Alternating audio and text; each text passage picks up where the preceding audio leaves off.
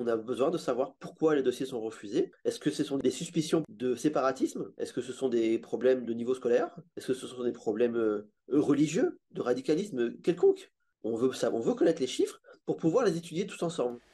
Der Vater von 2 zu Hause unterrichteten Töchtern reagiert damit auf das im August 2021 verabschiedete französische Gesetz zum Separatismus, das nun auch den Bildungsbereich betrifft. Le ministre de l'Intérieur et sa ministre déléguée présenteront un projet de loi qui visera à renforcer la laïcité, à consolider les principes républicains.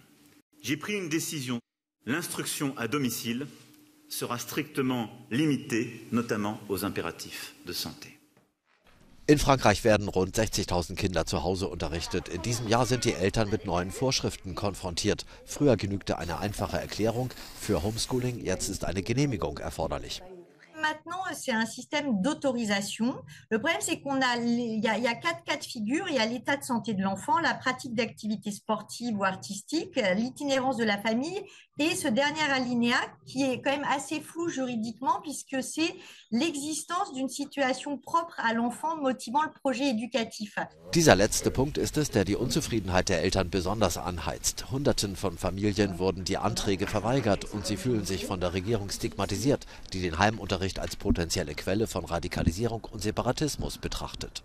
Nous sommes attachés au respect du principe de la République et nous regrettons que les gens qui ont écrit et voté cette loi ne soient pas tout autant. Le principe de la République, que nous avons validé d'ailleurs par plusieurs chartes, notamment de droit international, c'est de respecter l'intérêt supérieur de l'enfant, de prendre en compte ses volontés et sa parole. Jalil meldet seine Tochter weiterhin nicht in der Schule an, obwohl sein Antrag abgelehnt wurde. 42 Familien haben sich offiziell an einem Akt des zivilen Ungehorsams beteiligt, indem sie sich der Vereinigung Enfance Libre angeschlossen haben. Ça veut dire refuser une loi, s'opposer à l'application d'une loi qui nous semble injuste, dans le but d'obtenir un changement.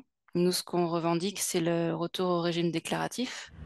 Die Vereinigung Liberté Éducation hat das Thema den Vereinten Nationen vorgetragen. Daraufhin haben die Vereinten Nationen Frankreich aufgefordert, den internationalen Pakt über wirtschaftliche, soziale und kulturelle Rechte einzuhalten, der besagt, dass Eltern die Freiheit haben, die Art der Erziehung ihrer Kinder auszusuchen.